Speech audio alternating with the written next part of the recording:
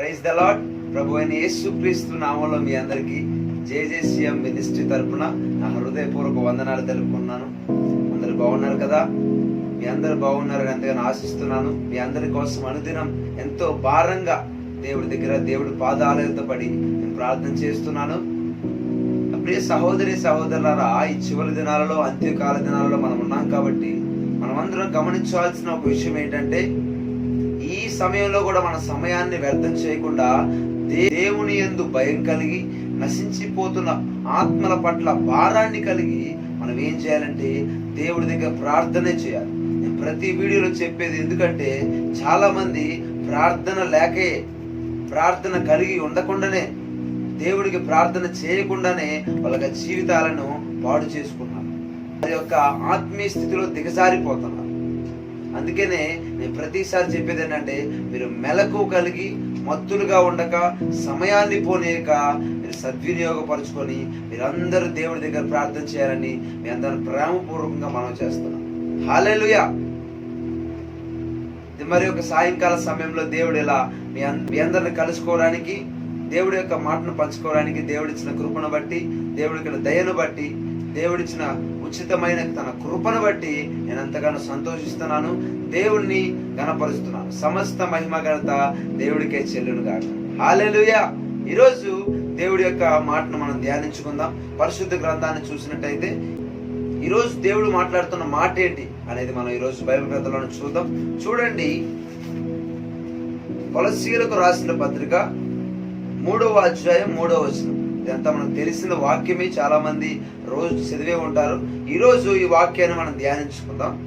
ఇక్కడ వాక్యం ఏం సెలవిస్తుందంటే, ఏలయనగా మీరు మృతి పొందితిరి, మీ జీవము క్రీస్తుతో కూడా దేవుని యందు దాచబడి ఉన్నది. హల్లెలూయా.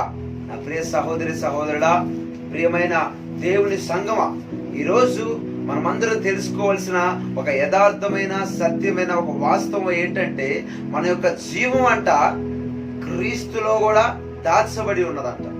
వాక్యం ఎంత స్పష్టంగా సూటిగా మాట్లాడుతుందో ఒకసారి మీరు గమనించండి. ఈ రోజుల్లో మనం ఏం చేస్తున్నామంటే, మన యొక్క జీవాన్ని, మన యొక్క ప్రాణాన్ని రక్షించుకోవడానికి అనేక విధాలుగా ప్రయత్నిస్తున్నాం. ప్రస్తుతం మనం ఉన్న పరిస్థితుల్లో, ఇటీవల కాలంలో వచ్చిన ఈ కరోనా వైరస్ వల్ల కానీ, ఈ తెగులు వల్ల కానీ అనేక మంది మనం చూసుకుంటే, ఉదాహరణకి ప్రతిరోజు కొన్ని వేల మంది తమ యొక్క ప్రాణాల కోసం పోరాడుతున్నారు. కొంతమంది ఆక్సిజన్ లెవెల్స్ అంటున్నారు, పల్స్ పడిపోయింది అంటున్నారు, మీరు ఆ హాస్పిటల్కి వెళ్తే బాగుపడతారంటున్నారు, ఈ హాస్పిటల్కి వెళ్తే బాగుపడతా అన్నారు, అంబులెన్స్ లో పెద్ద ఆసుపత్రికి తీసుకెళ్ళండి, హైదరాబాద్ తీసుకెళ్ళండి, ఇలా రకరకాలుగా వాళ్ళు మాట్లాడటం మనం వింటా ఉంటాం. ఎందుకోసం? వాళ్ళ యొక్క జీవాన్ని, వాళ్ళ యొక్క ప్రాణాన్ని రక్షించుకోవడానికి. ఈరోజు మనిషి ఒక ప్రాణం అనేది ఎంత విలువైనది అంటే దేనితో వెలకట్టలేనిది. హల్లెలూయా. నా ప్రియ సహోదరి సహోదరుడా, కానీ వాక్యం ఏం సెలవిస్తుందంటే, నీవు కాపాడుకోవలసిన నీ ప్రాణం, నీవు కాపాడుకోవలసిన నీ జీవం ఎక్కడ ఉందంటే, నీ యొక్క ప్రాణం, నీ జీవం ఎక్కడ ఉందంటే క్రీస్తు యేసులో దాచబడి ఉన్నదని వాక్యం సూటిగా స్పష్టంగా నీతో మాట్లాడుతుంది. ఈరోజు అనేక మంది ఈ విషయం తెలియక వాళ్ళు భయభ్రాంతులకు గురయ్యి ప్రతిరోజు భయంగా వాళ్ళ ప్రాణాలను అరచేతిలో పట్టుకొని, ఎప్పుడు ప్రాణం పోద్దా, ఏ తెగులు వచ్చి నన్ను అటాక్ చేస్తా, లేకపోతే ఏ రోగం వచ్చి, ఏ జబ్బు వచ్చి నన్ను అటాక్ చేస్తా అని వాళ్ళు ప్రతిరోజు ఈ యొక్క ఏది వచ్చి నన్ను అటాక్ చేసిద్దా, ఏది వచ్చి నాకు అంటుకునిద్దా అనే భయంతోనే బతికేస్తున్నారు ఎవరు చాలా మంది. అది ఎంత బాధాకరం, ఎంత విచారకరం.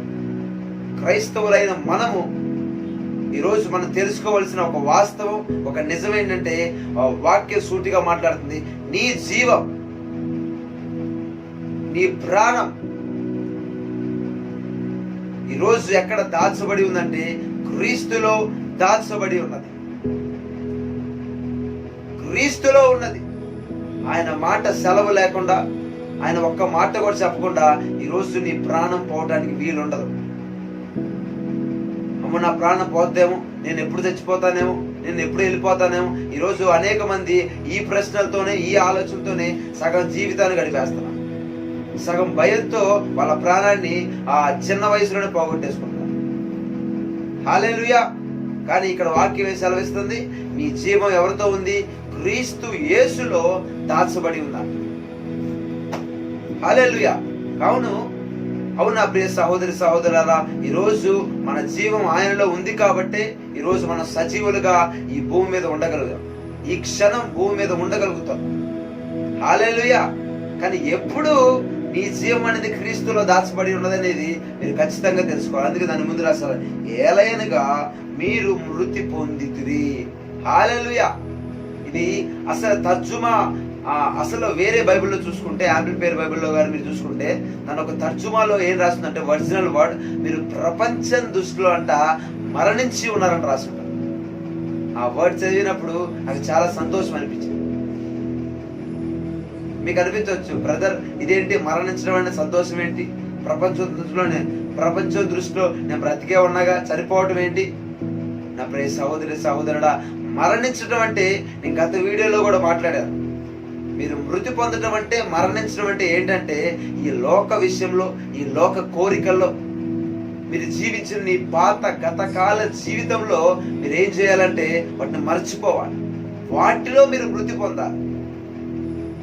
మనం కూడా ఏం చేయాలంటే శరీర క్రియల్లో మృతి పొందాలి, శరీర కోరికల్లో మృతి పొందాలి. ఈ లోకంలో ఉన్న విషయాల మీద, ఈ లోకంలో ఉన్న వస్తువుల మీద, ఈ లోకంలో ఉన్న నీ గతకాల జ్ఞాపకాల మీద ఏం చేయాలంటే వైరాగ్యం కలిగి పూర్తిగా నువ్వు వాటంతా ఏం చేయాలంటే పూర్తిగా మరణించాలి, మృతి పొందాలి. మృతి పొంది ఏం చేయాలి? పునరుత్థానుడైన క్రీస్తుతో నీవేం చేయాలి? లేపబడాలి. ఈ 3వ అధ్యాయం 1వ వచనంలో అదే రాస్తారు, మీరు క్రీస్తుతో కూడా లేపబడిన వారైతే అనే వాక్యాన్ని ఇక్కడ మనం చూస్తాం. హల్లెలూయా. ఆమేన్.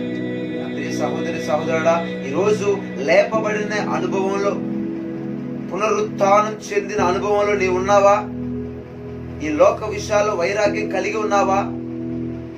ఇంకా నీ పాత జ్ఞాపకాలను గుర్తు చేసుకుంటూ, నువ్వు గతంలో చేసిన నీ పాపాలను గుర్తు చేసుకుంటూ, గతంలో నీవు అనుభవించిన సుఖాలని, నువ్వు తిరిగిన స్థలాలని, నువ్వు మాట్లాడిన ఆ యొక్క స్నేహితులని నువ్వు ఇంకా గుర్తు చేసుకుంటూ ప్రతిరోజు వాటిని ఆలోచించుకుంటా ఉన్నావా? ఈరోజు అలా నీ ఉన్నట్టయితే నీ జీవం క్రీస్తులో దాచబడి ఉండదు. ఈరోజు స్పష్టంగా బైబిల్ పరిశుద్ధాత్మ దేవుడు నీతో మాట్లాడేది ఏంటంటే, నీ జీవం క్రీస్తులో కూడా దాచబడి ఉన్నది. కరెక్టే, ఇక్కడ దాచబడి ఉన్నదని రాసింది. దాని ముందున్న వర్డ్ కూడా నువ్వు చదవాలి. ఎలాగనగా మీరు మృతి పొందాలంట. మృతి పొందిన వారికే ఈ లోకంలో అన్ని విషయాల్లో వైరాగ్యం కలిగి నువ్వు ఒక ఆత్మ విషయంలో తిరిగి జన్మించి దేవుని మూలంగా నూతనముగా జన్మించినప్పుడే అప్పుడేమైందంటే నీ జీవం క్రీస్తులో దాచబడి. హల్లెలూయా. ఈరోజు ఆ జీవం ఎక్కడి నుంచి వచ్చిందో ఈరోజు నీకు తెలియట్లేదు. ఈరోజు చాలా అంటే మనిషి అనేవాడు, నేను అది కనిపెట్టేశా, ఇది కనిపెట్టేశా,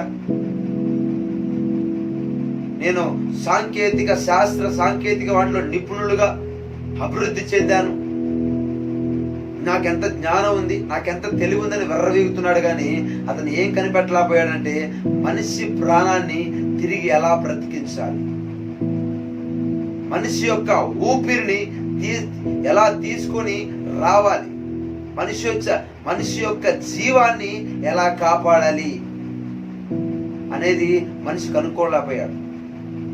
హల్లెలూయా. ఒక అహంకారం చెందుతున్నా ఓ మనుష్యుడా, ఓ నా ప్రియ సహోదరి సహోదరుడా, ఈరోజు అట్టి భ్రమలో నీవు ఉన్నావేమో, అట్టి ఆలోచనలో నీవు ఉన్నావేమో. ఈరోజు నిన్ను నీవు పరీక్షించుకో. ఈరోజు నీకు జీవం లేకపోతే, ప్రాణం లేకపోతే నువ్వు ఈ భూమి మీద ఏం సాధించగలుగుతావు? నువ్వు వేటి మీద ఆశ పెట్టుకోగలుగుతావు? నీకు ఆరోగ్యం లేకుండా, నీకు మంచి ఆనందం లేకుండా, సుఖం లేకుండా నువ్వు ఈ భూమి మీద బ్రతికి సుఖం ఏమిటి? నీకు కావలసిన ముఖ్యమైనది ఏంటంటే నీలో ఉన్న ప్రాణం, దేవుడు నీలో ఉంచిన జీవం. ఆ జీవం ఎవరిది? మీరు ఆదికాండంలో 2వ అధ్యాయం 7వ వచనంలో చూస్తే, దేవుడైన యెహోవా నేల మట్టితో నరుని నిర్మించి వాని నాసికా రంధ్రములో జీవ వాయువును ఊదగా నరుడు ఏమయ్యాడంట? జీవాత్మ అయ్యాడంట. నీలో ఉన్న జీవం ఎవరిది? నీలో ఉన్న ప్రాణం ఎవరిది? నీలో ఉన్న ఆత్మ ఎవరిది? ఈరోజు నీకు తెలుసా? ఈరోజు దాన్ని నువ్వు గుర్తిస్తున్నావా? అసలు దాని గురించి ఆలోచిస్తున్నావా?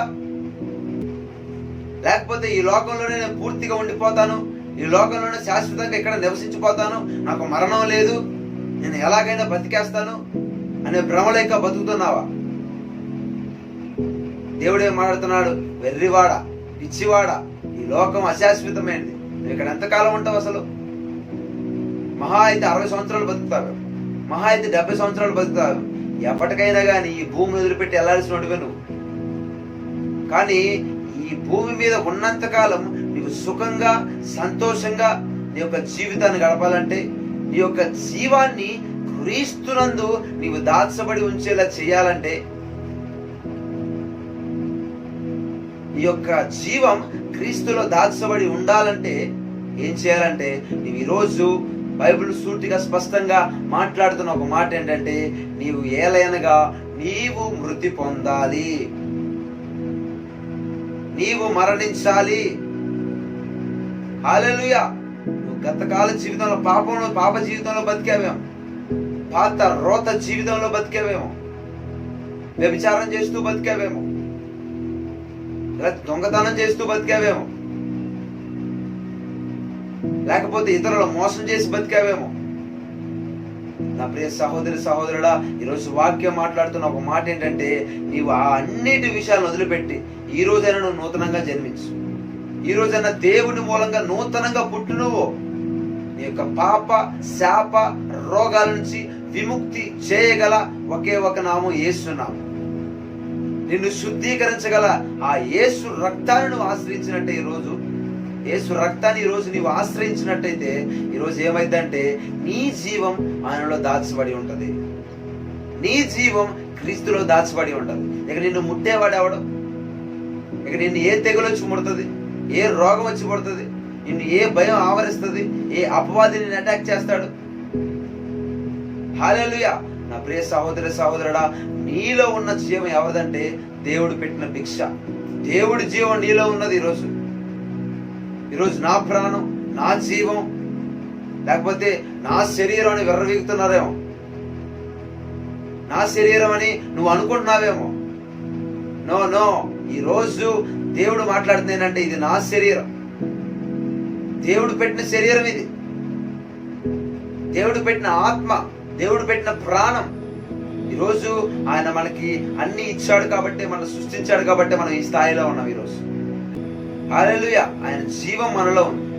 క్రీస్తే మనలో ఉన్నాడు. అబ్బా, క్రీస్తు మనలో ఉన్నాడు. అసలు అలాంటి క్రీస్తుని మనలో పెట్టుకొని ఈరోజు నువ్వు భయపడుతున్నావంటే, ఈరోజు అన్ని విషయాలకు నువ్వు దడుస్తున్నావంటే, అన్ని విషయాలకు నువ్వు దూరంగా పారిపోతున్నావంటే, చివరికి దేవుడిని కూడా నువ్వు నమ్మట్లేదంటే, ఇక నీకు ఎలా? ఇక దేవుడే దిగొచ్చి నీకు బోధించాలి, ఇక దేవదూతలే వచ్చి నీకు మాట్లాడాలనుకుంటా. ఈరోజు అలాంటి పరిస్థితుల్లో ఉన్నారు చాలా మంది. మన కళ్ళ ముందు ఇంత దారుణాలు జరుగుతున్నాయే, ఇంతమంది ప్రాణాలు పోతున్నాయే, అయినా కానీ నువ్వు కళ్ళు తెరుచుకోకపోతే, అయినా ఈ లోకం నుంచి, పాపం నుంచి నువ్వు విడిపించబడకపోతే, నీ మనోనేత్రాలు తెరవబడకపోతే, నువ్వు క్రీస్తు దగ్గరికి రాకపోతే, పూర్తిగా నిన్ను నీవు సమర్పించుకోకపోతే, ఇంకా ఎలా నీ జీవితాన్ని సుఖమయంగా ఆనందంగా ఎలా గడుపుతావు? నువ్వు భూమి మీద ఉన్నంత కాలం పాపం చేసి, భూమి మీద ఉన్నంత కాలం కష్టపడి, భూమి మీద ఉన్నంత కాలం నీ యొక్క పొట్టకూడి కోసం, నీ యొక్క శరీర ఆశలు కోరికలు తీర్చుకోవడానికి కష్టపడి, నువ్వు చనిపోయిన తర్వాత కూడా ఏమైందంటే పాతాళానికి వెళ్ళిపోయి, నరకానికి వెళ్ళిపోయి, ఇక్కడ ఎలా అయితే కష్టపడ్డావో అక్కడికి వెళ్ళి ఇంకా యుగ యుగాలు, ఎక్కడన్నా ఒక 60-70 సంవత్సరాలు కష్టపడతావేమో. 60-70 సంవత్సరాలు నీ శరీరాన్ని మేపుతూ, నీ శరీరంలో సంతోషిస్తూ, నీ శరీర కోరికలు తీర్చుకుంటూ ఉంటావేమో. కానీ నరకంలోకి వెళ్ళిన తర్వాత యుగ యుగాల అగ్నిలో మండుతూనే ఉంటావు, నీ ఆత్మ కాలిపోతూనే ఉంటావు. అప్పుడు నిన్ను ఎవరొచ్చి రక్షిస్తారు? అప్పుడు నిన్ను ఎవరొచ్చి కాపాడతారు? నా ప్రియ సహోదరి సహోదరుడా, ఈరోజు వాక్య నీతోనే సూటిగా మాట్లాడుతుంది. ఇప్పటికైనా నువ్వేం చేయాలంటే, శరీర క్రియల్లో మృతి పొంది, శరీరానుసారంగా మృతి పొంది, నీలో ఉన్న క్రీస్తు జీవాన్ని నీవు గుర్తిస్తే, ఈరోజు నీ యొక్క ప్రాణం, నీ యొక్క జీవం ఈరోజు దేవుడిలో దాచబడి ఉంటదని పరిశుద్ధాత్మ దేవుడు నీతోనే సూటిగా మాట్లాడుతున్నాడు. హల్లెలూయా. అందుకే రోమా రాసిన పత్రిక 8వ అధ్యాయం 6వ వచనంలో ఉంటది, ఆత్మానుసారమైన మనస్సు అంట నీకు జీవాన్ని సమాధానాన్ని తీసుకొస్తాడు. ఈరోజు అనేక బిడ్డలు ఇలాంటి మనసును కలిగి ఉండలేకపోతారు. వారు 24 గంటలు ఉదయం లేచిన దగ్గర నుంచి రాత్రి పడుకునేంత వరకు శరీర సంబంధమైన కోరికలు, శరీర సంబంధమైన మాటలు, అవి దేనికి పనికొస్తాయి? నీ జీవితానికి ఏమైనా ఉపయోగపడతాయా? నీ ఆత్మకి ఏమైనా ఉపయోగపడతాయా? నేను పరలోకాన్ని తీసుకెళ్ళడానికి ఏమైనా ఉపయోగపడతాయా? ఎప్పుడైనా దాని గురించి నువ్వు ఆలోచించావా? దేనికి పనికిరాని వాటి యందు, వ్యర్థమైన వాటి యందు మనసు పెట్టకరని వాక్యం చెప్తుంటే, ఈరోజు నువ్వు వాక్యాన్ని ధ్యానిస్తూ కూడా, ప్రార్థన చేస్తూ కూడా నీ మనసు ఎక్కడికో వెళ్ళిపోతుందంటే, నువ్వు ఏకాగ్రత పెట్టలేకపోతున్నావు. దానికి కారణం ఏంటి? నువ్వు దేవుడికి పూర్తిగా నువ్వు సమర్పించుకోకపోవటమే ఒక పెద్ద మిస్టేక్ అన్నమాట. అదే ఒక పెద్ద తప్పు. ఈ రోజుకైనా నిన్ను నువ్వు సమర్థించుకోకుండా, నేను కరెక్ట్ గా ఉన్నా కదా, నేను అన్ని విషయాలు కరెక్ట్ గా ఉన్నా కదా అని నిన్ను సమర్థించుకోకుండా, నీ లోపలున్న లోపాలను సరి చేసుకొని ఆత్మానుసారంగా ఈరోజు నడు. ఆత్మానుసారంగా నీ స్టెప్, నీ అడుగు ముందుకు వేయి. ఈరోజు నువ్వెందుకు ఆశీర్వదించబడవో నేను చూస్తా. నువ్వెందుకు దీవించబడవో నేను చూస్తాను ఈరోజు. హల్లెలూయా. మన పితరులు ఆశీర్వదించబడిన వారు లేరా? అబ్రహాము ఆ స్వదేశాన్ని విడిచి రాలేదా? దేవుడు అతను ఆశీర్వదించలేదా? ఈరోజు అబ్రహాం సంతానం అని చెప్తున్నా. అబ్రహాంని దేవుడు ఆశీర్వదించలేదా? మరి ఈరోజు నిన్ను ఆశీర్వదించాడా దేవుడు? నువ్వు నమ్ముకున్న దేవుడు నిన్ను సిగ్గుపరిచే దేవుడా? కాదు కదా. నా ప్రియ సహోదరుడా, ఈ రోజైనా నువ్వు ఆత్మానుసారంగా నడిచి దేవుడి యొక్క జీవాన్ని, సమాధానాన్ని పొందుకో. మూర్ఖులైన తరం వారికి వేరే ఉండు. మారు మనసు పొందు, రక్షణ పొందు, బాప్తీసం తీసుకో, పరిశుద్ధాత్మ అనే వరాన్ని పొందు. పరిశుద్ధాత్మను ప్రతిరోజు ఆ ఆత్మ చేత నువ్వు నడిపించబడు. ఈ లోక విషయాల్లో వైరాగ్యం కలిగి ఉండు. ఆ రోజు ఏమైందంటే, ఆ రోజు నుంచి నీ జీవం క్రీస్తులో దాచబడి ఉంటది. మనం ఏం చేస్తాం? బైబిల్ దేశం కొలస్సీ రాసిన పత్రిక 3వ అధ్యాయం 3వ వచనం, మీ జీవం క్రీస్తుతో కూడా దేవుని దాచబడిన చదువుకోవడం. అమ్మయ్యా, నా జీవం క్రీస్తుతో ఉందంటే నాకు బాధ లేదు, నేను ఏదైనా చేసుకోవచ్చు. నో, బైబిల్ అది మాట్లాడట్లేదు. ఇక్కడ ఏం మాట్లాడుతుంది? ఏలయనగా మృతి పొందిన వాక్యాన్ని తీసేస్తారు వాళ్ళకి ఒకటే కనపడుతుంది, మీ జీవం క్రీస్తులో దాచబడి ఉన్నది. ఎంత బాధాకర విషయం. ఈరోజు ఆ వాక్యాన్ని బట్టి నువ్వు సంబరపడిపోతే ఎలా? దాని ముందు నువ్వు వచ్చిన నువ్వు నెరవేర్చవా? నువ్వు మృతి పొందవా? నువ్వు శరీర కార్యాలు జయించవా? నీ శరీరాన్ని నలగొట్టుకోవా?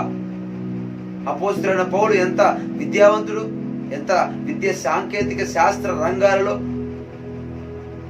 ఎంత జ్ఞానం కలిగిన వాడు. అతనే ఏం మాట్లాడుతున్నాడు? నేను ఉపవాసాలతో, జాగరణలతో, చలితో నా యొక్క శరీరాన్ని దినదినం నలగొట్టుకున్నానని మాట్లాడుతున్నాను. అంతటి పౌలు భక్తుడే అంత శ్రమ పడితే మరి నువ్వు ఎంత శ్రమ పడాలి? ఈరోజు ఎంత నీ శరీరాన్ని దేవుడు సమర్పించాలి? ఎంత పూర్తిగా ఈ యొక్క ప్రాణ, ఆత్మ, శరీర, దేహంతో దేవుడికి లొంగిపోవాలి. దేవుడికి నీ సెల్ఫ్ ని సబ్మిట్ ఎప్పుడు చేసుకుంటారు? ఇవన్నీ లేకుండా దేవుడు నీ యొక్క జీవాన్ని ఎలా దాచిపెట్టి ఉంటాడు దానిలో?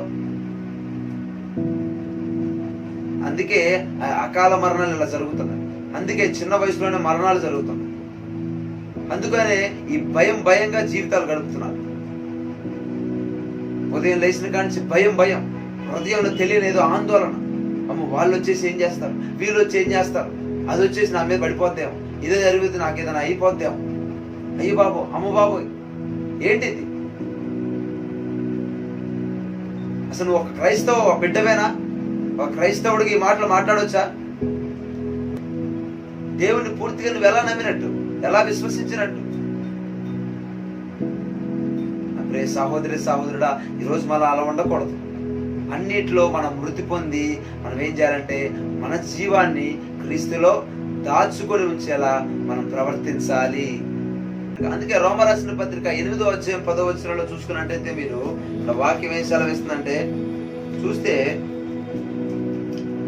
క్రీస్తు మీలో ఉన్న యెడల మీ శరీరము పాప విషయమే మృతమైనది గాని మీ నీ ఆత్మ నీతి విషయమై జీవం కలిగి ఉన్నదంట. హల్లెలూయా.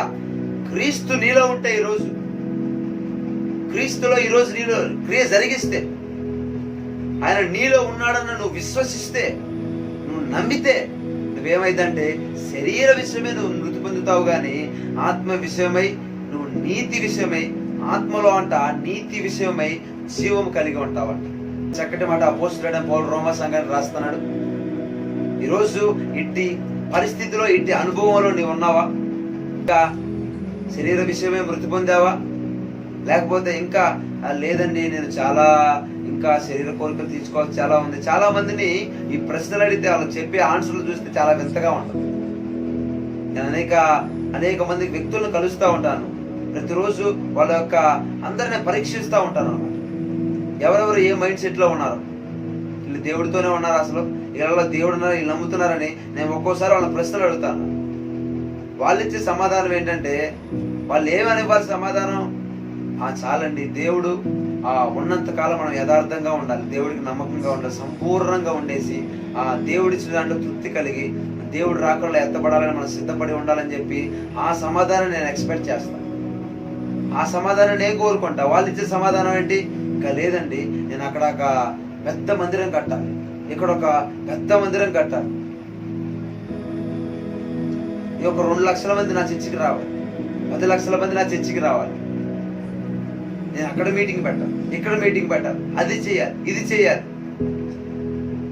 కానీ దేవుడు వాళ్ళకి ఇచ్చిన దాంట్లో వాళ్ళు ఏం చేస్తున్నారంటే తృప్తి పడట్లే, ఉన్నదాన్ని డెవలప్మెంట్ చేయట్లేదు, ఉన్న పరిచయను వాళ్ళు అభివృద్ధి కలిగించట్లేదు.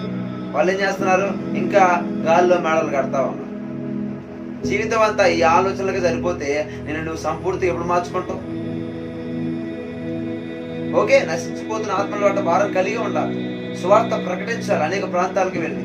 కానీ నీకు ఉన్న పరిచర్యని, నీకు ఉన్న నీ యొక్క సహవాసాన్ని,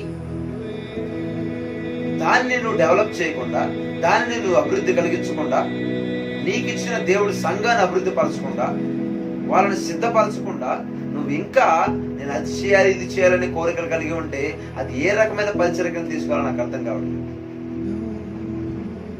వాళ్ళ శరీర విషయమే మృతి పొందినట్ట, వాళ్ళ దేవుడు పరిచర్యను పూర్తిగా క్లారిటీగా సంఘాన్ని జరిగిస్తున్నట్టేనా? నువ్వు కొద్ది దాంట్లో నమ్మకంగా ఉంటే దేవుడు గొప్పదానికి అధికారంగా చేస్తా అంటాడు. నువ్వు కొద్ది దాంట్లో నమ్మకం లేకుండా నాకు అప్పుడే ఆ మేడలో అంతస్తులు కావాలి, నాకు ఒక స్థాయి కావాలి, అలాంటి వ్యక్తిత్వంలో నీవు ఉంటే నేను సరి చేసుకో. ఈ రోజైనా పరిశుద్ధాత్మ దేవుడు నీతోనే సూటిగా మాట్లాడు. ఈరోజు ఇట్టి అనుభవాన్ని మీరు అందరూ పొందుకోవాలని, ఇట్టి జీవన విధానాన్ని ఈ రోజు నుంచైనా మీరు అలవాటు చేసుకోండి. నా జీవం క్రీస్తులో దాచబడి ఉన్నదని ఒక్క మాటతో తేల్చేయకండి. ఎప్పుడు దాచబడి ఉంటుందో కనుక్కోండి. మీలో ఉన్న జీవం ఎవరిదో తెలుసుకోండి. మీకు ఇచ్చిన ప్రాణం, ఆత్మ, శరీర జీవం ఈరోజు ఎవరు పెట్టిన భిక్షో ఈరోజు తెలుసుకోండి. దేవుడు పెట్టిన భిక్ష. ఈరోజు ఎప్పుడైతే నువ్వు అలా తెలుసుకోగలుగుతావో, నీ మనోనేత్రాలు తెరవబడతాయో, నువ్వేం చేస్తావంటే అన్ని విషయాల్లో మృతి పొందేస్తావు. అప్పుడు నీ జీవం క్రీస్తులో కూడా దాచబడి ఉంటుంది. హల్లెలూయా. దాని పైన వచనంలో ఉంటుంది, మీరు పైనున్న వాటిని వెతకాలన్నమాట. అప్పుడు ఏం చేస్తారు, మీరు పైన వాటిని వెతుకుతారు. పైన ఏముంది, కిందే ఉంది, భూ సంబంధమైన వాటి మీద మనసు పెట్టకూడదు అన్నాడు. పైన ఏముంది, కిందే ఉంది, అది మనకు తెలిస్తేగా. పైన ఉన్న వాటిని వెతకుడి అంటున్నారు, భూ సంబంధమైన వాటి మీద మనసు పెట్టుకొనబడి అని వాక్యం సెలవిస్తుంది. కాబట్టి ఆ 4 మొక్కలు చదవటం, పక్కన మూసేయడం, పక్కన పెట్టడం. అసలు పైన ఏముంది, మన భూలోకంలో ఏముంది? చాలా మందికి భూలోకంలో ఏముందో బాగా తెలిసింది, కానీ పైన ఏముంది. కానీ పరలోక ప్రార్థనలో మీ చిత్తం పరలోక ముందు నెరవేర్చినట్టు భూమి అందరూ నెరవేర్చిన. పరలోకంలో దేవుడి చిత్తం ఏంటి, దేవుడు జరిగిస్తున్న చిత్తం ఏంటి, పరలోకంలో ఏముంది? అసలు పైన ఉన్న వాటిని వెతకుడు అంటే అర్థం ఏంటి? పైన ఏం వెతకాలి? దేవుడు ఏం సెలవిస్తున్నాడు? జయించిన వాటికి ఏమిస్తారంట? జయించిన వాడికి నా సింహాసనం పక్కన కూర్చోబెడతాను, జయించిన వాటికి తలరాతిని ఇస్తాను, జయించిన వాడికి జీవ గ్రంథంలో పేరు రాస్తా, జీవవృక్ష ఫలాలు ఇస్తాను. ఇలా ప్రకటన గ్రంథంలో మనం కంపల్సరిగా వాక్యంలో చూస్తాం. మనం ఏం చేయాలంటే ఆ ఆత్మ సంబంధమైన వాటి కోసమే మనం వెతకాలి. దేవుడు అనుగ్రహించే ఆ ఆత్మ కోసమే మనం వెతకాలి. ఈరోజు ఎప్పుడైతే నీ మనసు వాటి మీద నిమగ్నమై ఉంటుందో, భూ సంబంధమైన వాటి విషయంలో ఎప్పుడైతే పూర్తిగా నశించిపోయి ఉంటుందో, ఈరోజు దేవుడు చెప్పే మాట ఏంటంటే నీ జీవం అంట క్రీస్తులో దాచబడి ఉంటుంది. ఇవన్నీ చేసినప్పుడు అప్పుడు నీ జీవం అనేది క్రీస్తులో దాచబడి ఉంటుంది. హల్లెలూయా. చేయకపోతే దాచబడి ఉంటుంది. నువ్వు ఎప్పటిలాగే నార్మల్ మరణం చెందుతావు. నీ టైం రాకుండానే అయిపోతుంది. నీ టైం రాకుండానే నీ యొక్క మనసులో ఉన్న భయం వల్ల, ఆందోళన, దిగులు వల్ల సగం జీవితాన్ని అనుభవించి చనిపోతావు, నరకానికి వెళ్ళిపోతావు.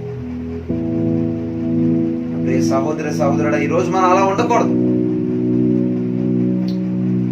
చూడండి, ఎఫెసీ రాసిన పత్రిక 4వ అధ్యాయం 18వ వచనం మనం చూస్తే వాక్యం ఏం సెలవిస్తుందంటే, వారైతే అంధకారమైన మనసు గలవారై తమ హృదయ కాఠిన్యము వలన తమలోనున్న అజ్ఞానం చేత దేవుని వలన కలుగు జీవములో నుండి వేరుపరచబడిన వారై.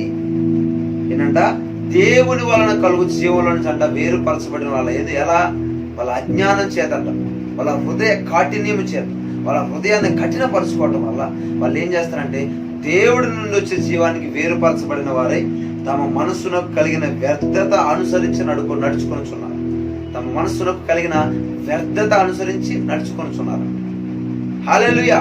ఈరోజు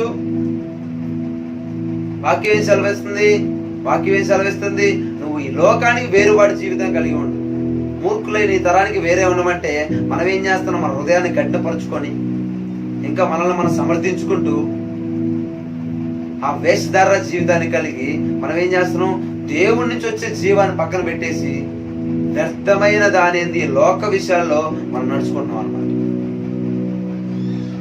ఇలా నడుచుకున్నప్పుడు మరి ఎలా నీ జీవం క్రీస్తులో దాల్చబడి ఉంటది?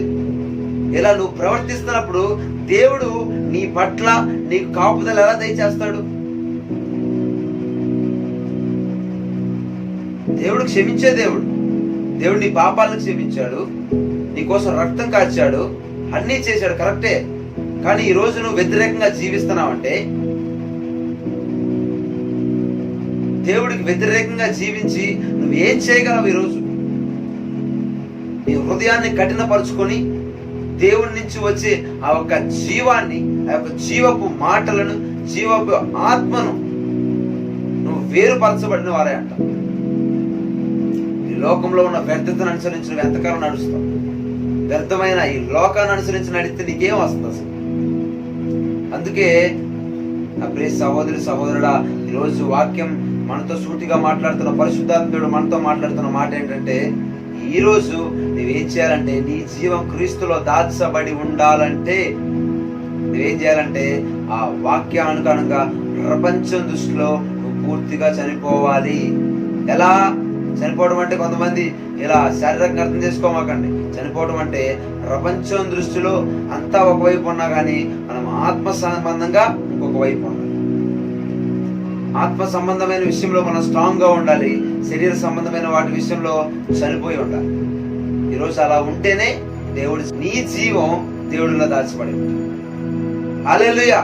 అట్టి కృపను, అట్టి ధైర్యం మీరందరూ పొందుకోవాలని, మీ మనోనేత్రాలు తెరవబడి ఈ రోజు నుంచైనా శరీర కార్యాల్లో, శరీర కోరికల్లో అపవాదిలో చిక్కుపడకుండా, అపవాది కార్యాల్లో చిక్కుపడకుండా, వాడి యొక్క తంత్రాల్లో పడిపోకుండా మీరందరూ మిమ్మల్ని మీరు భద్రం చేసుకోవాలని నేను ఎంతగానో ప్రభు పేరట మనవి చేస్తాను. మాటలు ఈ యొక్క వాక్యం దేవుడు మీ వినికిలో దీవించును గాక. హల్లెలూయా. కళ్ళు మూసుకొని ప్రార్థన చేద్దాం. మహాపరిశుద్ధుడా, మహాగణుడా, నీకే వందనాలు తండ్రి. యేసు నామములో మీ కృపాసనము వద్దకు వస్తుండగా ప్రభువా, ఈ రోజు ప్రభువా, అవును తండ్రి, మా జీవం మీలో దాచబడి ఉండాలంటే మేమేం చేయాలో మీ వాక్యం సూటిగా సెలవిస్తుంది ప్రభువా. ఏం చేయాలంటే మేము ఈ లోక విషయాల్లో మరణించాలని, ఆత్మానుసారమైన మనసు కలిగి ఉండాలని, మా హృదయాన్ని కఠినపరుచుకున్న ప్రతి ఒక్క ఆ ఒక కఠినత్వాన్ని తీసేసుకోవాలని, మీకే లొంగిపోయి సంపూర్తిగా మీకు సమర్పించుకోవాలని మీ వాక్యం ద్వారా సూటిగా మాట్లాడారు ప్రభువా. ఈరోజు మాట్లాడిన ప్రతి ఒక్క మాటను ప్రతి ఒక్కరిలో ఫలింపు దయచేయండి ప్రభు. ప్రతి ఒక్కరిలో నాటబడి వాక్యానుసారంగా జీవించే భాగ్యాన్ని దయచేయండి ప్రభు. ప్రతి ఒక్క బిడ్డను ఈ వాక్యం ద్వారా దర్శించండి ప్రభు. మీరే ముట్టమని, తాకమని, ఆశీర్వదించమని.